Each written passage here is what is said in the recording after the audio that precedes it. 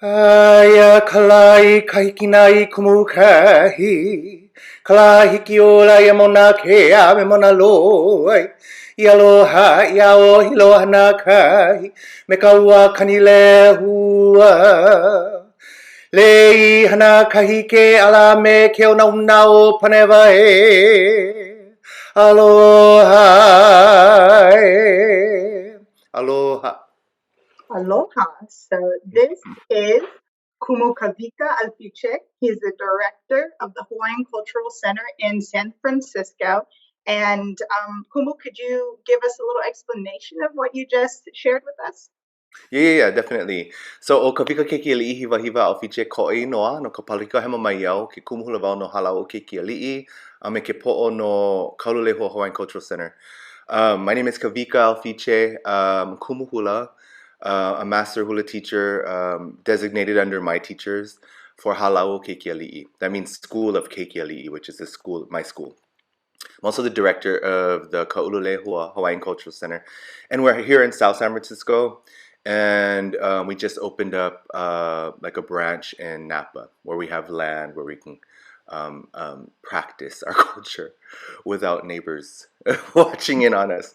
But I just did a real quick what we call a mele aloha or a song offering aloha. But in this song, it's a song that I composed for my teachers. And in our lineage, hopefully generations from now, this song will continue to be sung and it'll recognize who our teachers are. So, but it's an offering and a greeting of aloha. Yeah. And to start off, this is February. It is Hawaiian Language Appreciation Month. So can you share what that means to you, the significance of this month, and just the purpose of this month? You know, it's interesting because we have these designated months, and sometimes I don't recognize them enough because to me it's the year, right? Like it's the day. Everything I do is wrapped up entirely in culture, and language is a part of that. So, but I'm glad that it's a designated month. Interesting, you know, there's a lot of information you can find on Google, but I'm going to share with you some simple things. Hawaiian language was banned, and it was considered you could not teach Hawaiian language in a school up until the 1970s. My dates are, you know, slightly off, but you know, somewhere in the 70s. I think Hawaiian language immersion schools didn't start until like the 80s. So, you know, rewind back and looking at history and what happened in Hawaii was untouched by the outside world who documents things. 1780, we documented things in chant, other people in books and pictures. And with that, the decimation of Hawaiian race, 1820s, the missionaries come in, everything changes. You can't hula. At least language was an important thing because there was only one language they spoke in Hawaii, so they had to learn the language.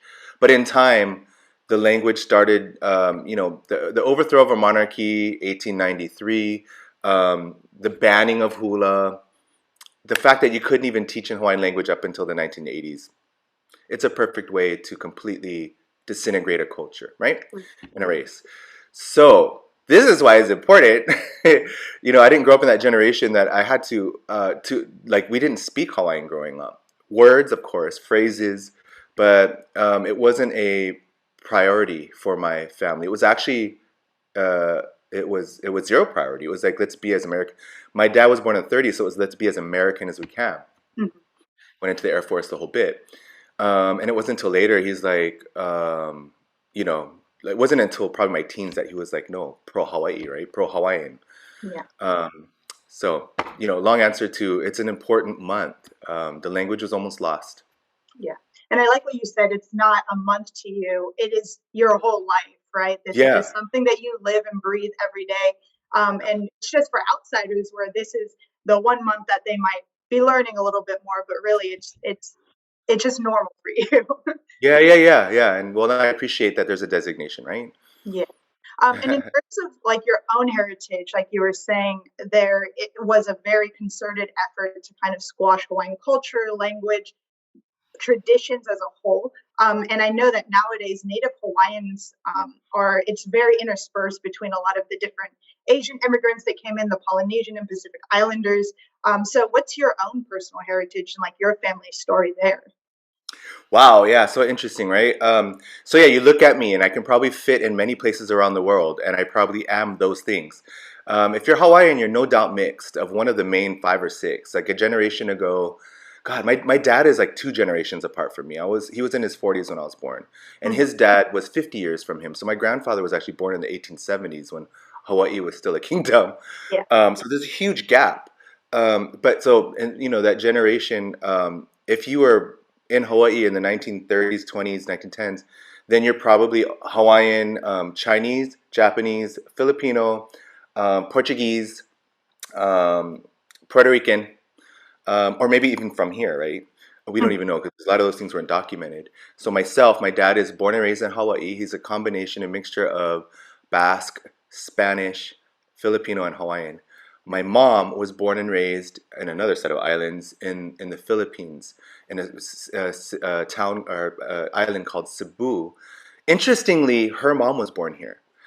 So her mom was born here. Back in- Yeah, it went back and forth. Her grandfather went from the Philippines to America, landed in California, got together with an Irish Mexican Native American lady, had kids, and then my grandmother was born in 1912. And in 1915 took a ship back to the Philippines because he was black. He was yeah. like, I think he was viewed as maybe black or Indian. I don't even know, but they left because she was white presenting. She was half Irish, and then the other half was Native American Mexican. Mhm. So they moved to the Philippines. So I'm all of those things. My mom's side, Spanish. She's only a quarter Filipina. um, Native American, Mexican, Native American from here specifically, California, Northern California, Ohlone, Irish, French, German. Like, and but I don't know about a lot of those other things. I've been there. I don't connect with Yeah. it because we weren't brought up that way. Yeah. But I would say I was brought up Hawaiian, distinctly Hawaiian, with um, like some Filipino. I'm Filipino too. I am Filipino, but I'm nervous because it's like I didn't grow up completely in it. Right. But hey, what do I do? Yeah, and I mean, I love how you explain that because like I'm also mixed. I'm growing up. My family referred to me as Haputu because it was a very similar Filipinos coming through Hawaii. It's a lot of our heritage is that way. So I really resonate with that. With like you're a little bit Filipino, you know, there's some Hawaiian influence there, and like I think for outsiders, a lot of times being mixed like that, it's hard to explain to them that like you can kind of claim whatever identities really resonate with you the most that way. So I love that you found your nation, the you know what you're passionate about and sharing it. And I wanted to switch back over a little bit to the language portion of it. So you've taken it upon yourself to really teach a lot about Hawaiian language and culture. What is some of the basics of the language itself that we should know? So, like as far as like learning and expressing Hawaiian language, some really it's there's some similarities to Spanish when it comes to the execution of vowels and pronunciation of vowels, but we have five vowels. Mhm. I, E, O, U, right? A, E, I, O, U, but in Hawaiian we say A, E, I, O, U. I think the big difference is, and I'm going to give you quick examples. The letter A has two sounds. I say big A, small a. Big A is ah, and small a is Example: in Hawaii we dance. Where we say, "Do you dance the?" You say hula, right? You don't Mhm. say hula. Do you dance the Yeah. hula? You just say hula. So that's a little a hula. And then if there's a line on top, then it would be ah. Example, like to say the sun is kala, you'd open your mouth. So Mhm. this is where when I hear specifically American speaking Hawaiian, we have a fumble a lot on the A. So things like mahalo Mhm. or aloha, right? Everything's like ah. And because in English we just say our A's however we say our A's. But Yeah. in Hawaiian, if there's a line on top, it's ah. If there's no line, it's and you'll be safe. You'll sound like, oh, nice accent. Second thing, and especially, and you know, I can have this conversation. I love this conversation in different parts of the world because everybody has different problems with certain letters. But I'm Mhm. only talking about here the letter O. We say the letter O in English. We say O, Mhm. and in Hawaiian that would be spelled O U O. Mhm. Example: Aloha is spelled Aloha, but you always hear aloha. You can hear it, right? It's like, oh. Yeah. So the letter O in Hawaiian is like if you're, what do you do with dice when you have them in your hand? You roll them. So that letter O in the word roll is how you would kind of say O in Hawaiian. It's just O. and U is just U. If you put O and U together, it's O. And that's kind of how we say O and O Yeah. in English when we're speaking Hawaiian, right? So the word no, yes and no, in English we say no. In Hawaiian it's no. You have to keep that O sound. And then other examples like if I because I teach all over the place. I've been going to Mexico for 20 years now, and I can get by with my Spanish. And there's like we have issues with the W. Sometimes it's pronounced like a B. They'll say like habai, habai, right? And then in Japan they have a hard time with L's. Mhm. But to say to say eala, eala, you'll hear era, era. So different parts of the world have different issues with the letters, and then we have consonants H, K, L, M, N, P, W, and then that little backwards apostrophe, which is called an okina, and the W is pronounced like a V, Mhm. Hawaii. Yeah, And I think one thing that I notice a lot is if you see a native Hawaiian or someone from Hawaii, Hawaii, there has an apostrophe in there, and it's left out almost all the time. yeah, and it's called an okina. And I learned much later it's a glottal stop, and then I had to research what a glottal is. So it's just separate. It's really a consonant that it's a backwards apostrophe. It's a consonant, and what it does is it separates the vowels. So you're not just saying Hawaii, you're saying Hawaii. The letter I is pronounced E. So you don't say Hawaii, you say Hawaii. And with the okina, E, Hawaii. Yeah. And all Hawaiian words will end with a vowel. That will never change. A lot of vowels in Hawaiian, and Yes. I'm going to try to test my own knowledge. There are 12 Yeah. letters overall in the language, correct? Or is that off? I mean, like there's 13. So a, e, I, o, u, heke, la, mu, nu, pi, ve, okina. So that okina is considered a consonant. So 13 in college language. Okay.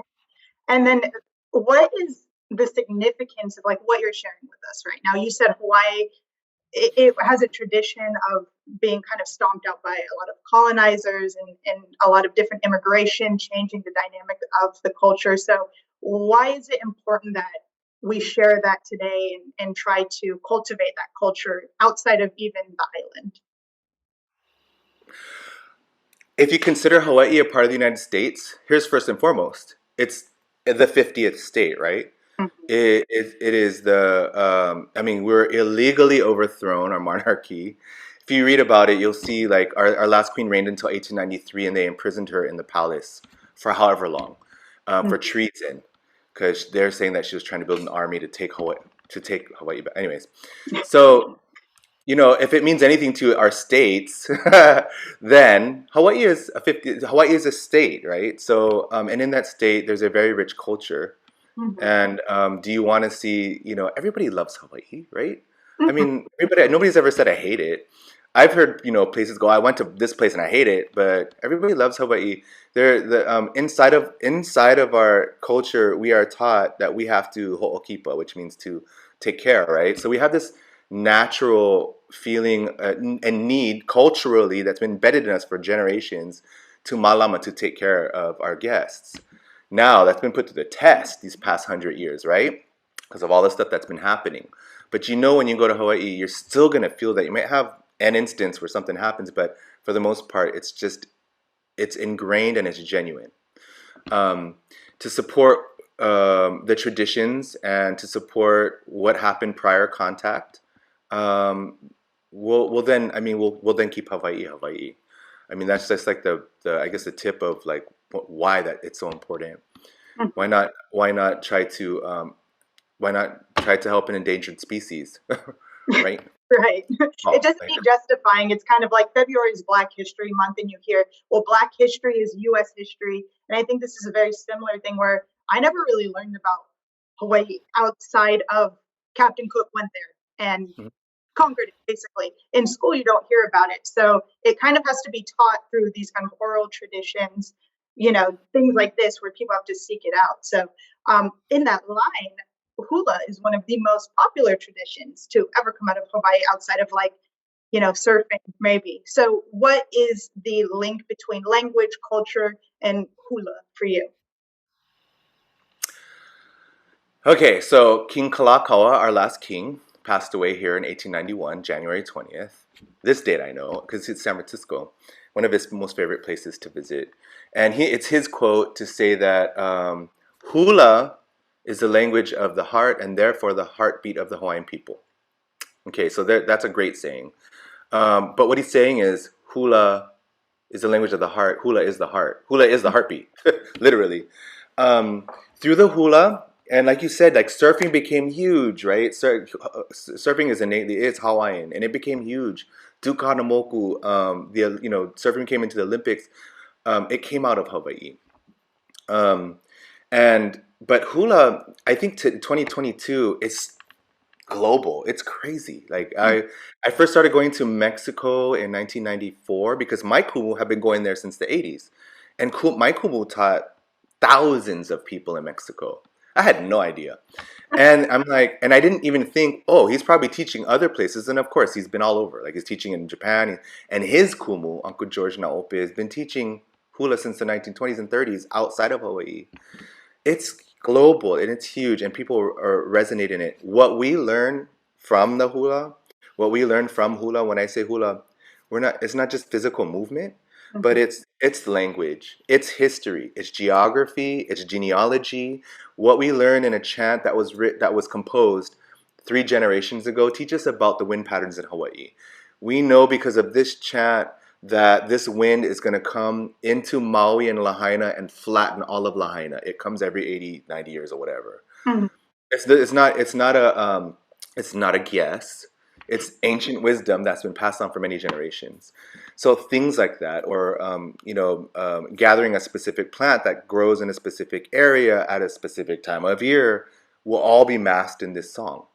And again, in the songs, we learn geography, we learn history, we know I'm writing music. I'm a composer. I write music and chants all the time, in hopes that it'll connect us today into the people, one, two, 3 generations before us, into 7 generations from now.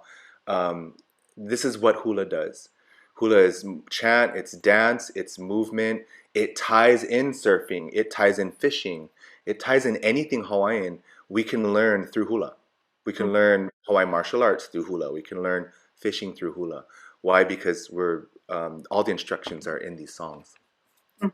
I love that. Yeah. And I, from my personal experience, I've been doing martial arts since I was like 6. And when I was a kid, they had us learn hula because, that was part of the link of our class. And it took me a while to realize that this means something. This is something bigger than just the movement. And, there's meaning behind this. So, yeah, I love being able to highlight that. And is there anything where that if you have people coming to Hawaii, do you have anything to kind of highlight, like what should you be looking for, any kind of appreciation that they should be focusing on? Because a lot of people visit Hmm. and they enjoy the land, but not necessarily take in the culture the way that I know natives or people living there might want to be perceived. Well, I'm gonna say this how I would tell anybody in my school. I'm gonna pretend that we're in my halau because we're actually in my halau. This is my school. So everybody's watching is like, okay, you're all students in my halau right now, as opposed to like the sugar coated. What I'm gonna say is and this is when we visit places in the world. Let me rewind. When I go to places in Hawaii, there's places I can't even go Mm, because I have to be invited. mm, You, as a tourist, can go anywhere you please, and nobody's gonna get like, "What are you doing here?" They're not gonna. That will rarely happen. I'll get that more than you, mm, um, and that's because it's gonna be. They're gonna see, oh, okay, local person, native person. What are you doing here? Who mm, are you? Who sent you here? Who do you know? Who's your family? All that. And if you don't get that greeting to come in, you gotta leave. mm, So we call that maha'oi too. If you haven't been invited and you're not supposed to be there, maha'oi. What are you doing there? That means like nosy. You shouldn't be in there. yeah. So this just lays out like for people who are visiting how to approach things. So you're a guest, right? So you can go and do anything you want. Please Mm, do it respectfully. Please move into places respectfully. Um, Say aloha. That gets say aloha because then it just opens that you know that communication. Mhm. and it allows for you to be embraced when you move in Hawaii that way, or just stay in the resort. Like just stay in the resort. That's fine. Just stay there. But if you want to explore and be open to the places that you're going into. You don't own that place, Mhm. right? We don't even own that place. Yeah, Mother Earth owns this place. So we approach things like that as well. You don't own it. So approach it like you're going into somebody's house. Follow the guidelines, the cultural guidelines, or just the simple ones. Um, and if you do have a chance to go and spend time with like a Hawaiian family or even a local family, where you're invited to something, always bring something. Yeah. Yeah, always bring something. Food, a lei, if you can Mhm. find one, or even if you can figure out how to make one. These things are all appreciated. Yeah. It all boils down to respect ultimately, right? Like Totally, you're a totally. guest, just be respectful. We don't want to have to say anything to make you feel uncomfortable. Okay. Yeah. Well, I know we're coming a little bit to the end of this. Is there anything you would like to share that we haven't touched on yet? Just to rewind back into Hula, as Hula people, we're our job as Hula people is we engage with the environment. Our movements and our movements are really like a conversation with nature and environment, and we are deeply connected to that. Part of being a Hula person, we have land, and in this land, we're growing native plants. And with these plants, we're making our lei. And with our lei, we are putting it back into the earth, and we're growing new plants. So this like reciprocity with land is so important to us as Hula people. And our second job, another really big part of our job as Hula people, is to create balance and harmony. Mhm. So when we are dancing, every time we move our body in Hula, we are making that offering right back, and this is to create balance. And I think this is what people get attracted to and why people hula. It's a very easy concept, and once the simple movements of hula are really simple, it gets really complex. But to simply move in hula, anybody can do it, and immediately a lot of people will feel that like direct connection immediately. So I just wanted to impart that into people because sometimes we see hula in a luau in a very specific, like it's like grass skirts and like Yeah. lipstick and eyelashes and painted nails, and they don't see necessarily the other side. And if you do get a chance to glimpse at the other side, it's usually produced and back in the olden days when the king came, it's like one of those kind of things. But we are Yeah. still doing these things today. We're doing old and new. So when we get together next week, we're gonna be sharing these things and talking story and sharing the difference between traditional hula and modern hula and all of these kind of things. Yeah, so that's a good segue to advertise. Can you give us a little summary of like what you'll be presenting? We do have a upcoming event that you'll be hosting. It's going to be on Thursday, February 24th from 12 to 1. So what can we expect out Um, you're going to feel awesome. You're going to have a great day just by coming. You're going to win the lotto. No. What we're going to do is I'm going to share what we do. Like, we do these things where we go into schools and we give like a glimpse of a bunch of different things, and we share dances with some insight into it and give you something to attach to while you're watching it. And our job is to kind of draw you in as hula people, right? Like we're putting our energy out to grab you and pull you into our songs. So I'm hoping a lot of times we don't get the narration when we're watching hula. We just see pretty movements. of that? I'm hoping to make some connections. And again, we have traditional hula and we have modern hula. So songs done on a drum versus songs done on an instrument. Um, I ideally want to put some movement in here. So we'll do some things where we can move our bodies. Mhm. Yeah, like hula's for men and women and older people and younger people. My eldest student's in her 90s. Doesn't matter how old you are. Um, but what I'm trying to do, we have a short amount of time, but I'm trying to do is include some of the people in the other areas. So I'm trying to get some people from Mexico and Europe and the East Coast. People from Japan can't come because it's like 3 in the morning. Time zone. Although some of them would jump in. I know they would. But I'm trying to get some of them to come and participate in one dance so that you can see that, like the collective difference of like see people from around the world dancing the same dance. It's pretty Yeah. amazing. And it's a universal language. It's one that we could all understand and speak if we just approach it right.